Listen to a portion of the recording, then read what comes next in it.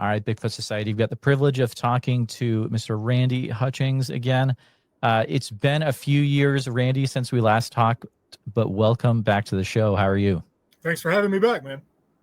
Man, I was looking it up, and I think it was way back in episode number 353, which was more than 2 years ago, and a lot has happened on the podcast since then. And just a few words about yourself, Randy. You know, you're the organizer of the Tennessee Wildman Con. Yes, sir. Awesome. We were talking before we started recording. That's in its 4th year already. We'll probably be talking about that later on in the show. And also, we'll be talking a little bit about a new event you've got coming out in April of next year, 2026. So we'll chat about that as well. But the main reason that I wanted you on the show today is to talk about your new book and just talk about Bigfoot down there in Tennessee. And the name of that book is Bear Mountain Bigfoot, The Case for Sasquatch on the Southern Cumberland Plateau. That's it. Which is fantastic. And I'm a big fan of it. It is great. I'm trying to think. I don't think there's many books about Bigfoot for that part of Tennessee. Yours might be the only one. No, I don't think there are besides this one. Not this specific region, at least. And it's good. So, you know, in case people haven't listened to the first episode, which I would probably recommend people definitely go check that out as well. For the new ones that are just meeting you for the first time, was there a certain incident that really introduced you and pushed you over the edge when it comes to this Bigfoot stuff? So you go to the not just 100%, but 110%. Yeah, this is real. Oh yeah. The first encounter I ever had back in 1997. Me and my cousin were at a remote abandoned rock quarry, and we had something vocalized from on top of the cliffs surrounding this lake we were at, making this moo moo sort of sound. And we thought it was a hunter or something, you know, maybe messing with us at the time, and kind of jokingly tried to make the sound back at it. And for our time doing this, we saw a 300+ pound boulder come flying off this cliff and splashing into the lake about 60 feet from us. That I didn't see what did it now. I didn't see that that it was a Bigfoot that did it. But after I got online and did a little checking with the BFRO and got interviewed by a researcher there, it kind of just the pieces fit together. Like you would have to one thing that happened during that incident was my cousin actually asked me, he's like, you would have to have thumbs to do that, right? To throw that rock. And so just the pieces kind of just fell together after I talked to that researcher. And that would solidify they're out there to me, watching that boulder fly like it did. You've really had some incredible things happen to you over the years. And how many years have you been a researcher in the Bigfoot subjects now? Going on 26, I think. 26. Absolutely incredible. And you've been, over the years, you've been involved in different organizations in the past, correct? Yes, several, yeah. And that's everything from, is it BFRO to BFRO, GCBRO, Yep. A group called the Blue and Gray. I was a founding member of a group that was around for about 4 years called the Sasquatch Research Initiative. Several groups. Gotcha. Is the GCBRO even around anymore? Because their website is offline. I don't know if you noticed. I don't know. Okay. I've not talked to the guys down there for about over a year now. So wow. Okay. Yeah, I can't get through to them. So Wayback Machine is still there for us, thankfully, because that website's great. What was your motivation in getting this book out, Randy? Partially, like you mentioned earlier, there's really, I live in what I consider to be one of the biggest hotspots of Tennessee. But you don't find any, like you look at the Bigfoot sighting maps, and you look at the BFRO, and there's just a big vacant spot in my area, just a big vacant spot. And so I was like, I felt kind of, after the years of doing the research I've done in this area, and just the dozens and dozens of people I've talked to, it didn't feel right that like they weren't getting their stories out there. So that's really kind of why I decided just to go ahead and make it, to write the book, because it's about this whole region of the Southern Cumberland Plateau region. Absolutely. And I'm glad you did, because before I read the book, I was thinking about our previous interview, and I was like, I know stuff has happened around here, but then I didn't hear a lot. But then I read the book, and it's an incredible just compilation of all these reports that you've taken over the years. And I had no idea about how many other things have happened over the years besides what you've experienced. But just so that everyone's on the same page, can you take a minute to kind of explain what the geographic area really is that's called the Southern Cumberland Plateau? What area of Tennessee that entails? Sure. If you look at Tennessee's kind of divided up into what they call the three sections, which is East, Middle, and West Tennessee's. On the border of Middle and East Tennessee, you will see topographically this big chunk of mountain that just goes from Kentucky all the way down into Alabama and a little sliver of northern Georgia. And that whole cross section, that sliver down there, that mountain, is part of the Cumberland Mountains. But that specific region there is called the Southern Cumberland Plateau mainly because it's kind of flat on the top. Not entirely flat, but it's got a very, once you get up there on a road and stuff, you'll see how it's very flat and not a lot of hills, not a lot of topography up there. Absolutely. How high up do those mountains get elevation wise? I think the elevation of the plateau is about 1,800 feet. It's not crazy high. But considering like from the Tennessee Valley compared to the plateau there, the plateau has winters that are very, very similar to the same kind of winters that the southern peninsula of Michigan has because of the elevation, where the Tennessee Valley has very, very mild winters by comparison. Gotcha. Is there anything about this area that just makes it perfect or really good for to be an area where Bigfoot encounters would happen? There are more caves in this region than any other area of North America, except for possibly the Northwest. A section of the Northwest Territories of Canada is believed to have more karst topography than this area does. But aside from that, we have over 15,000 caves in this area of the Southern Cumberland Plateau alone. Like we have a 5-county region that people talk about, that a lot of spelunkers brag about, that there's more caves in that 5-county region than there are in the rest of the East Coast combined. My goodness, that is just, it's hard to think about. That's a lot of caves, my dude. It's like Swiss cheese up here.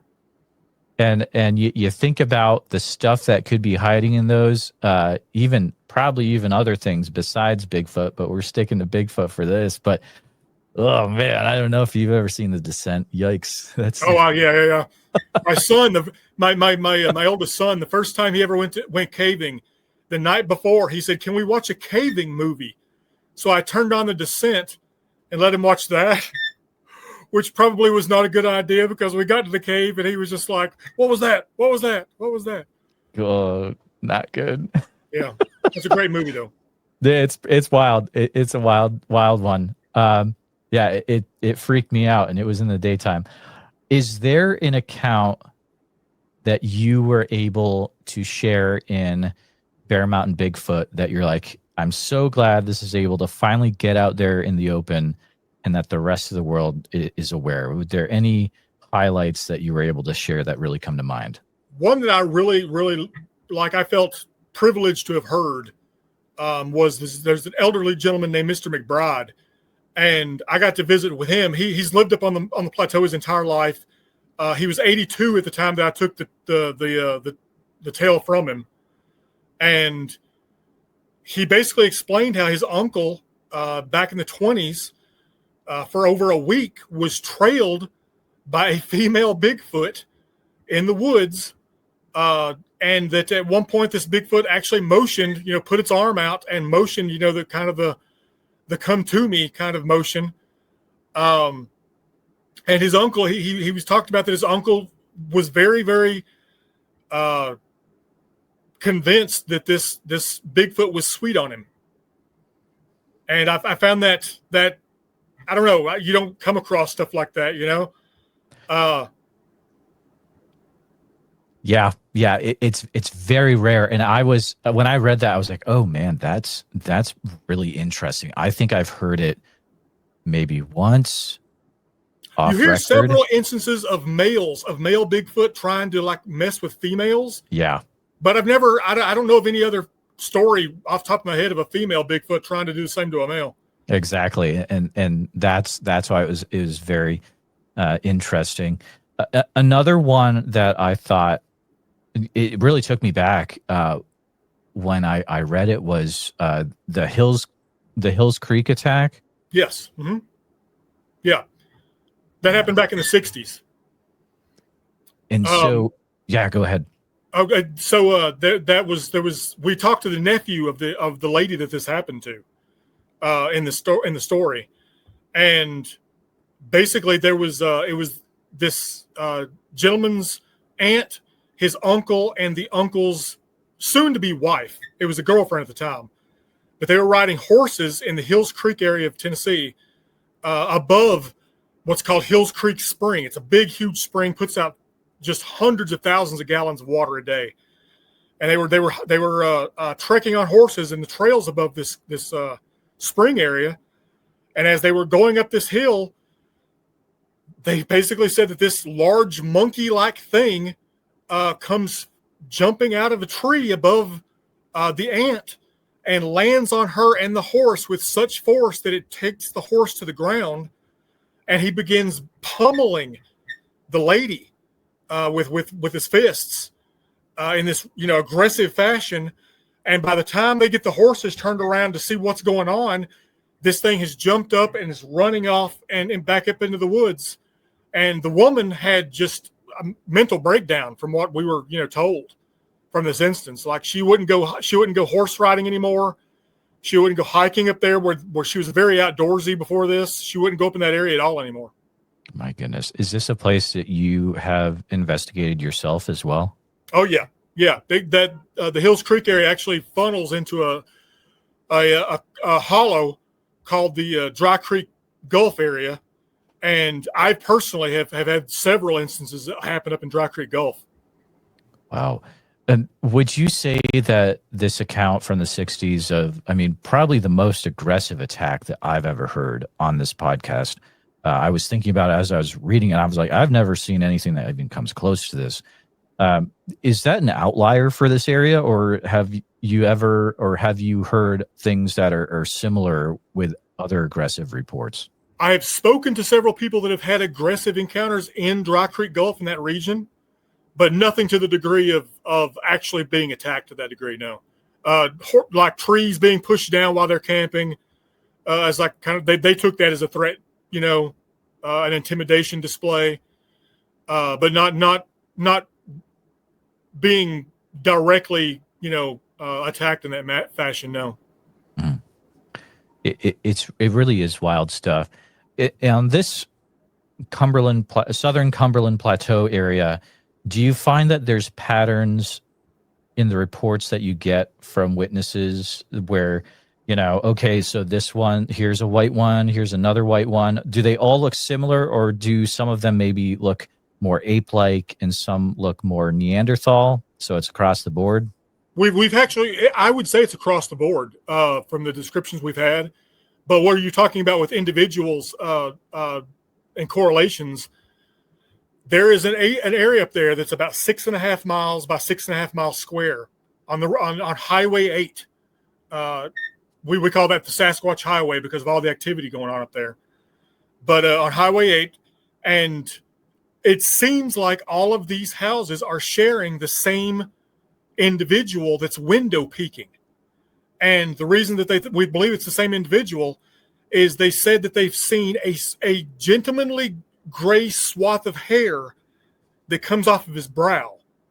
And this has been like, these are people that are miles apart on the highway down there, have no idea that their neighbors are describing the same, literally the same gray swath of hair.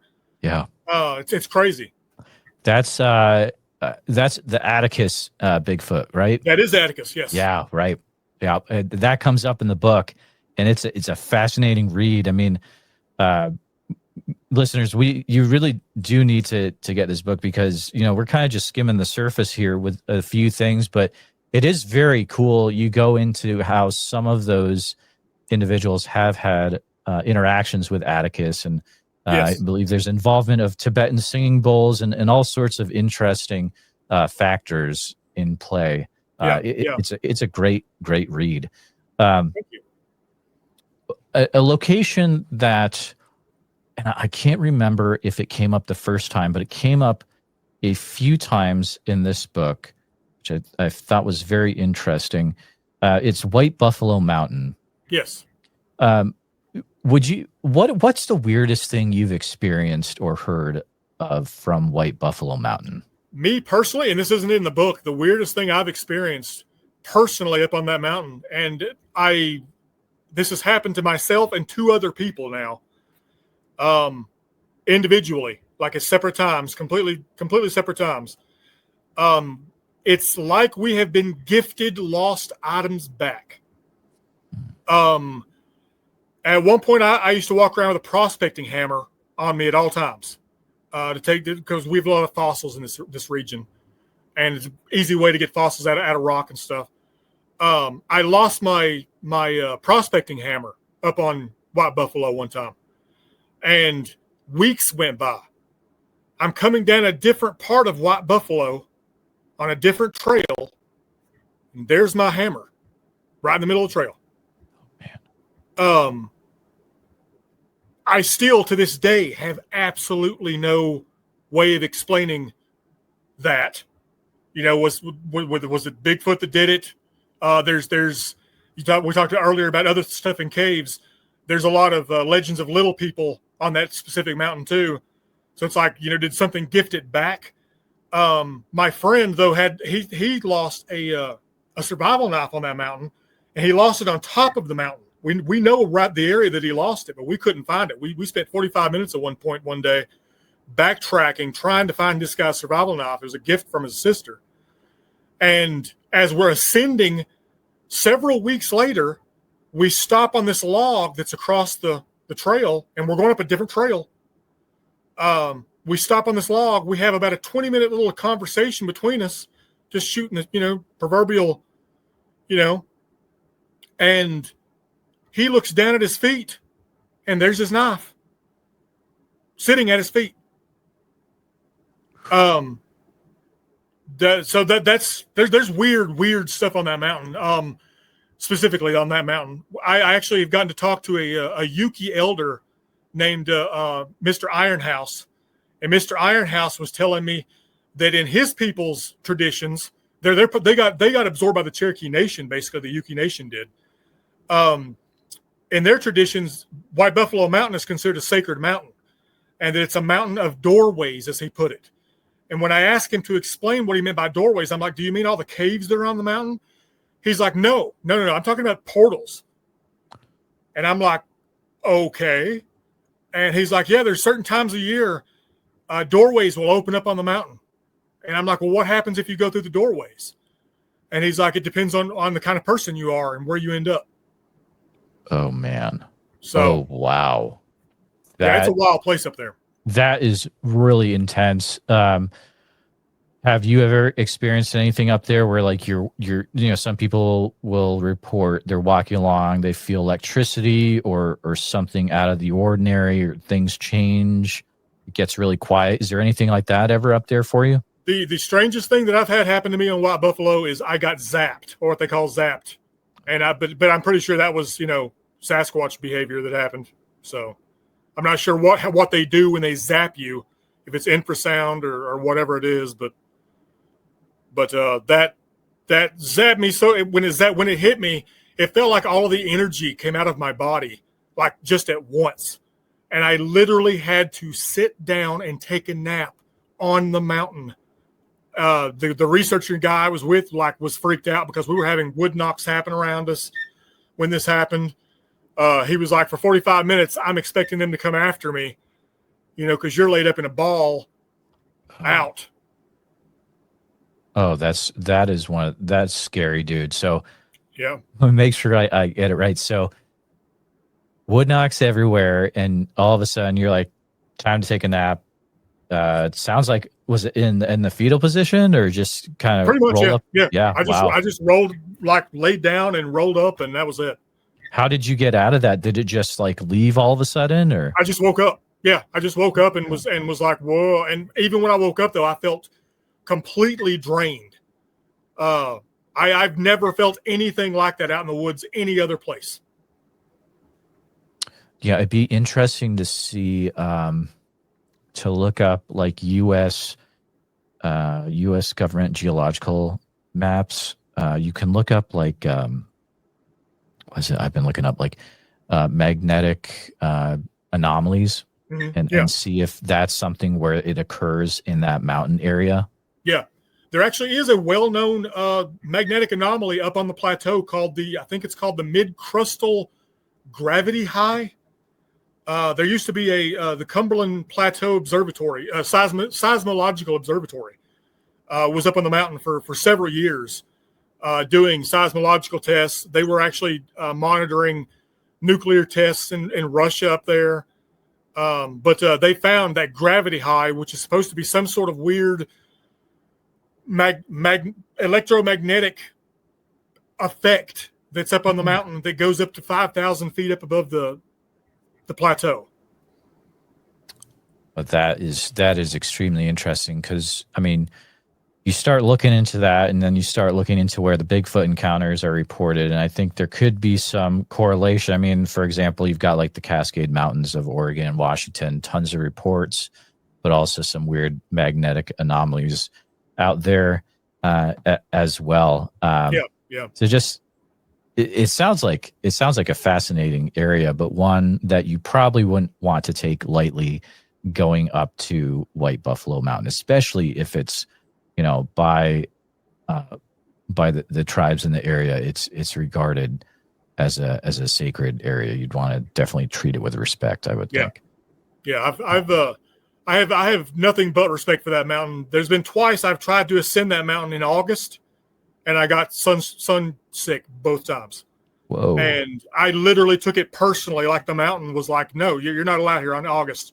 And to this day, I do not try to go up that mountain in August. Oh man, that is something definitely that makes you think twice, and being aware of the places you go to. This area, is it an area where, do you ever experience, besides Bigfoot activity, any high strangeness events in the woods as well? I've heard stories my entire life from locals about weird stuff up on that mountain. Lights. I've even been told a UFO story, of a big black triangle flying over that mountain. But as for personally, have I experienced, other than the Bigfoot stuff and the being zapped up there, and the stuff, reappearing that I don't know how it reappeared.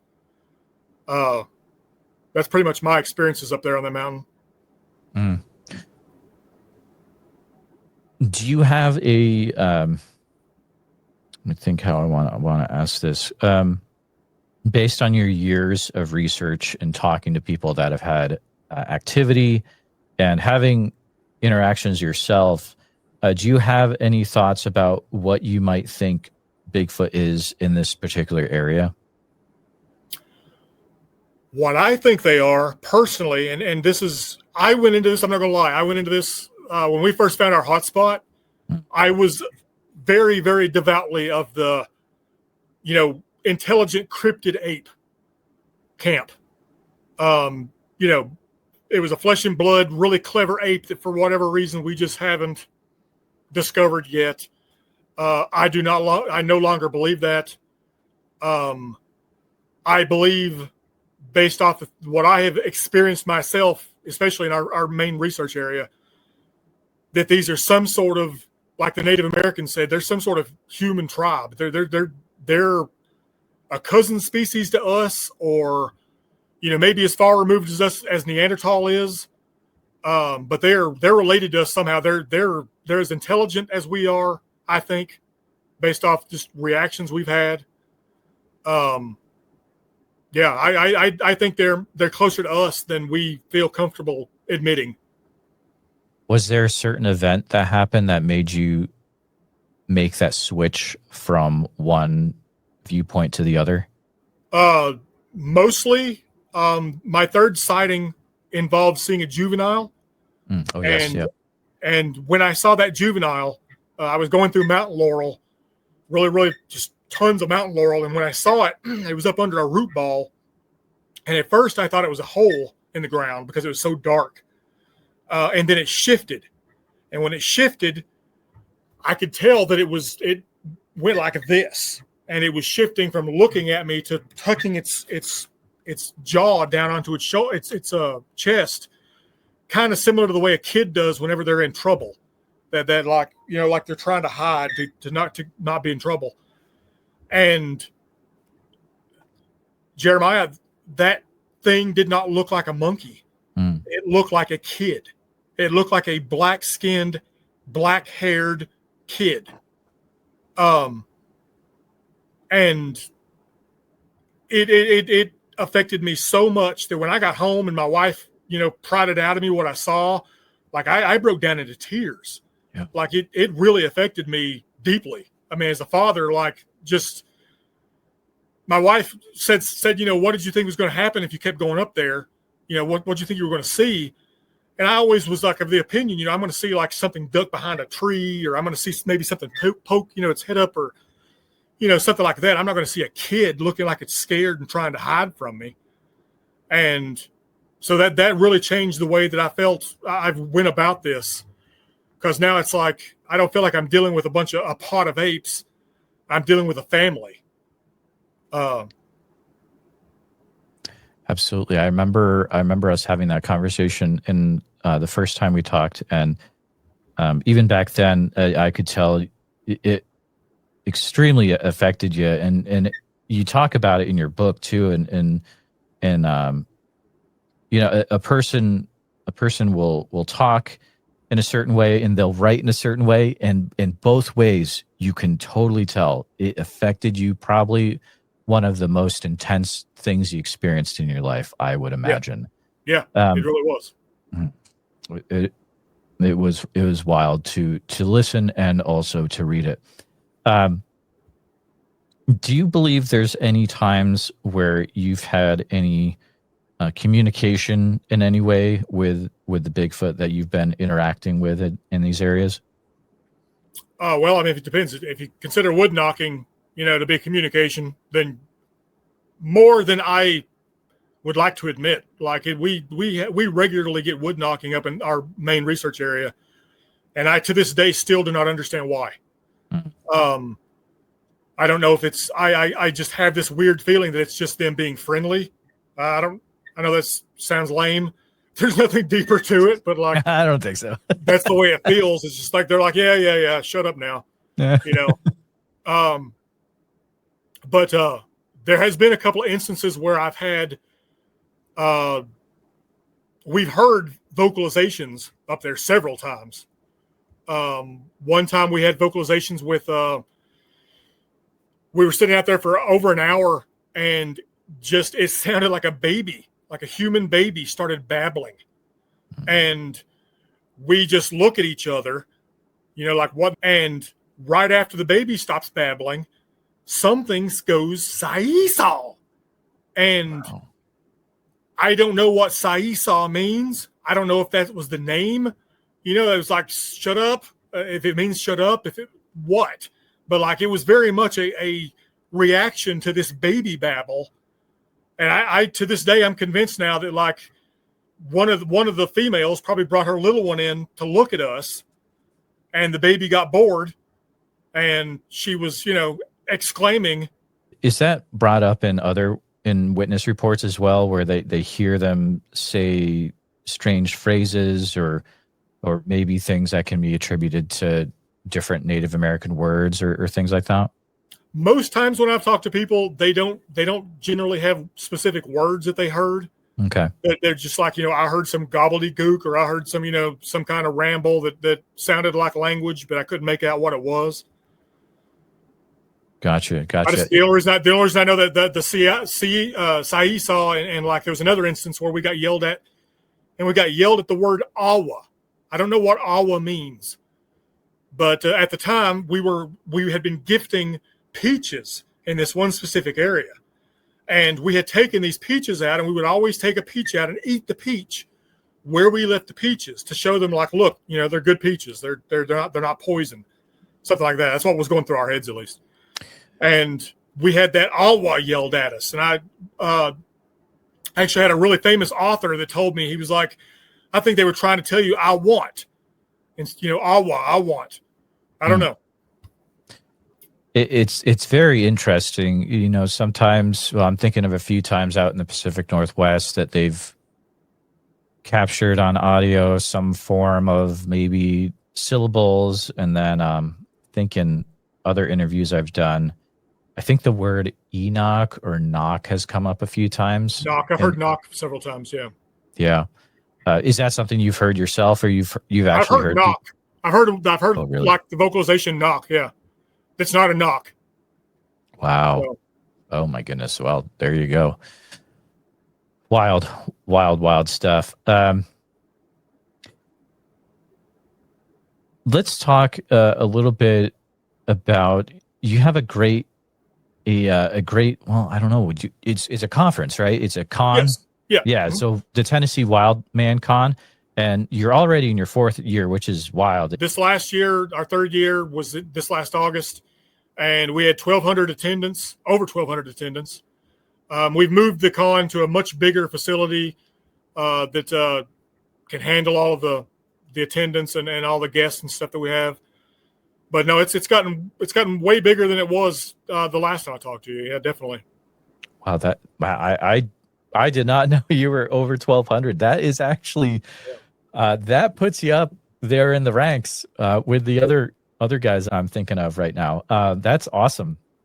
Every year we've done it thus far, we've had MK Davis. Mm-hmm. We've had Hellbent Holler, Jesse and Joe of Hellbent Holler. Chester Moore has been there every year thus far.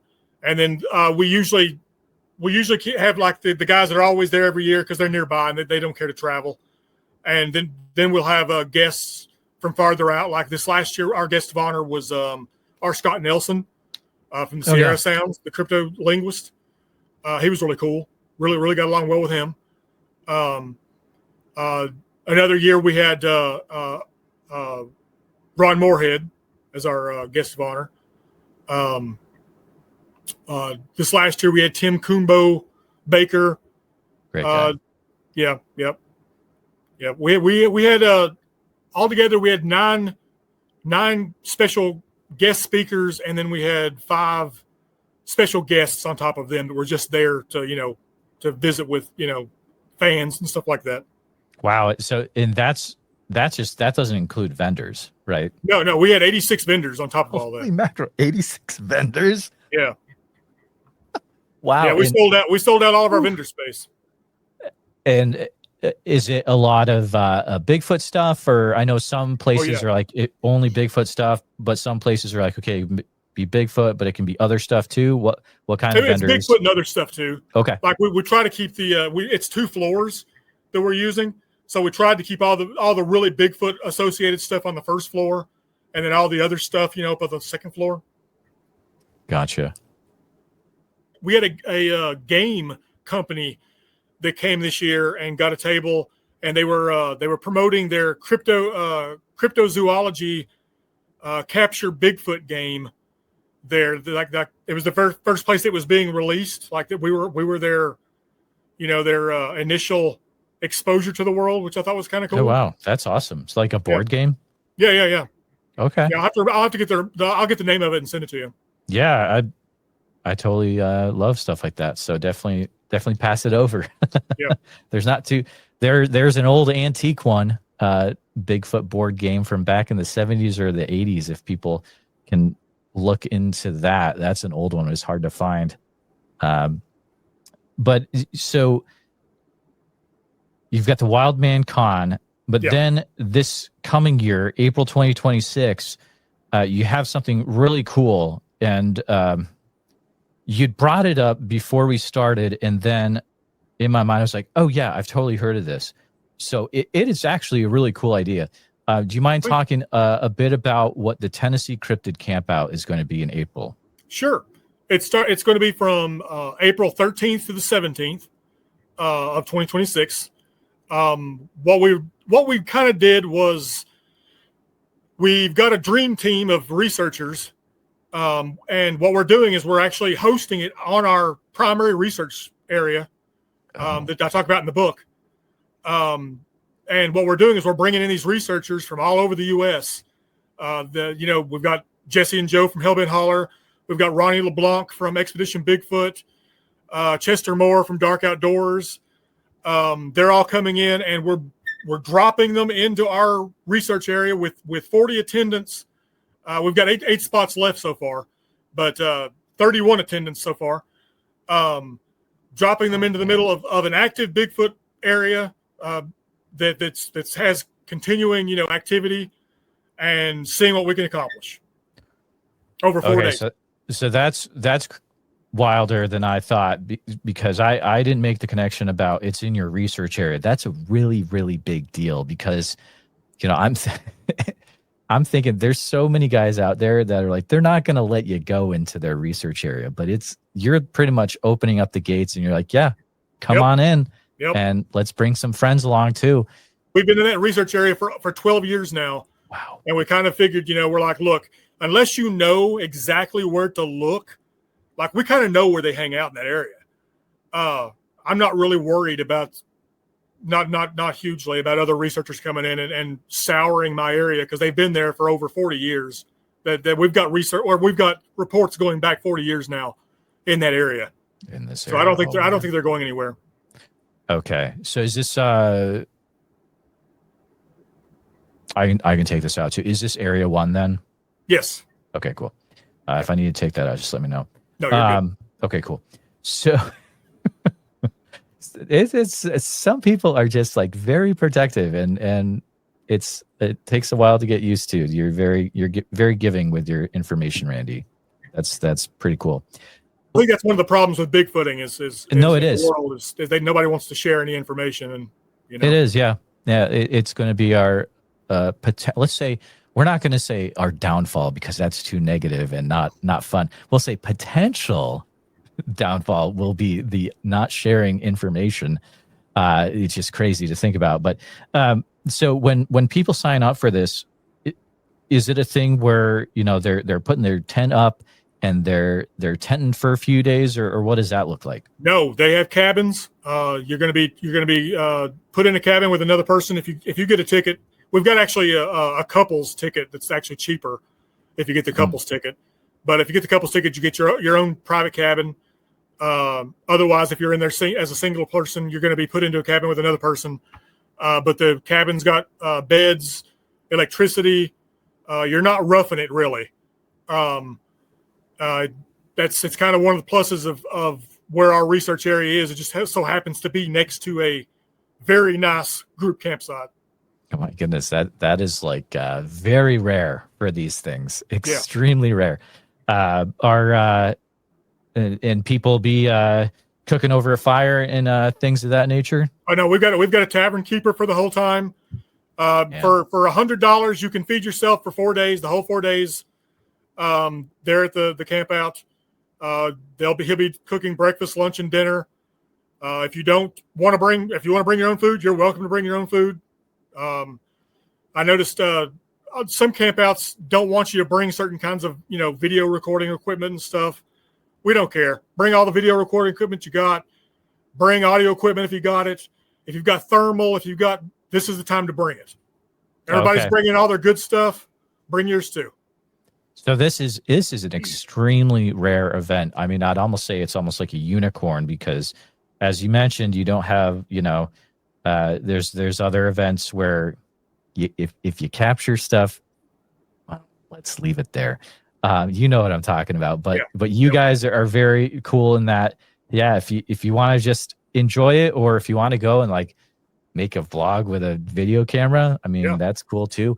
And just the fact that, man, you're in the field with people like Jesse and Joe and Ronnie. That's very cool. That type of access is something that you are not going to get over the internet. I mean, let's face it. At the end of the day, guys, you have to get out in the field, and once you do that, things open up for you in ways that they wouldn't before, and that's when things start to really click. And that's when the whole "be careful what you wish for" kind of comes into play, because you never know what's going to happen. It's fun. I've experienced it too.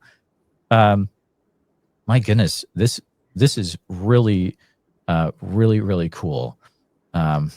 Jeremiah, if you could come down here, man, for it, I will save you a spot. Oh man, my goodness. It's tempting. It's very tempting. It's very tempting because listeners, like so this podcast, it releases at 1 a.m. The day it releases. I would say if you hear this, you need to immediately. Okay, so do they go to a certain website? I'm guessing to get Eventbrite. tickets? You can go to Eventbrite. Eventbrite. Okay, so I'll have the link in the show notes for this. I would say if you're listening to the episode right now, pause it, go get the tickets immediately, and then come back and finish the episode. Because, man, eight tickets left, and we're filming November 10th. It's going to be pretty tight. So, guys, make sure you immediately go and try to get in if you can. And hopefully, I mean, I could see this being more than a 1 year event. What do you think? We've got plans for the future. Yeah. Plans for the future. That's awesome. The cool thing about Randy is in people that have read the book might have picked up on this. And if you've heard the first interview we did a few years ago, you know, Randy's no stranger to doing events. I mean, you've done other events and so this is not your first rodeo, which is a big deal. I mean, Randy knows how to make these things happen. And another plug for the book, if you want to read probably one of the best accounts that I've ever heard, and I'm so glad it was in the book too. What happens when a LARPing event gets connected with Bigfoot activity? It is incredible. And I would say let's not say it now, because we need to let people need to go read it. It is such a cool story, and just blows my mind whenever I hear it or listen to it. But Randy, thank you so much for coming on the show. But I want to make sure that you were able to share everything that you had wanted to share, and also if there's ways that people can keep up to date with what you've got going on as well. Okay. Well, thanks for having me, Jeremiah. I really appreciate it. I do have another book that's coming out probably in the next 2 months. I'm doing a book on the Tennessee Pygmies, the little people graves that were found in the 1800s. And that's going to include several, because where people's come to me over the years, I've got over, I think, 7 total sightings of little people, cryptid little people. So I've got those in the book. But I'm working on that. But aside from that, I'm mainly focusing on the Campout in April, making sure that's going to be awesome. So that's awesome. Yeah, there's got to be a ton of work to make something like that go off without a hitch. And if there's listeners that are listening down there, and they're like, oh yeah, I've totally had something happen on the Southern Cumberland Plateau, and I've never talked to Randy, and here's Randy. Is there a way that they can best reach out to you to report what happened? Yeah, sure. You can either email me at Tennisquatch. It's TENNESSQUATCH @gmail.com. Or you can find me on the easiest way to get hold of me is find me on Facebook. I'm on Facebook. I've gotten, I don't know how many reports off Facebook since I was on Hulu like last year. So, oh, when were you on Hulu? What was that show called? Out There, Crimes of the Paranormal. I was on episode 7, I think it was. Oh. Either 7 or 8. The Smoky Mountain Nightmare was the episode I was in. I gotta check that out. That sounds pretty cool. Go to Hulu and check out Randy on that show. That sounds pretty awesome. Because and we didn't really get into this, but it's besides Bigfoot, you're also into paranormal stuff as well. Oh yeah. So definitely check out that show to get Randy's viewpoint. Will you ever come out with any paranormal books? I've been thinking about it. Okay. All right. Well, cool. Well, Randy, thank you so much for coming on. Best of luck with Tennessee Wildman Con and the Tennessee Cryptid Campout that's coming out, and we will have to keep in touch for what the future brings. Definitely, man. Thank you, dude.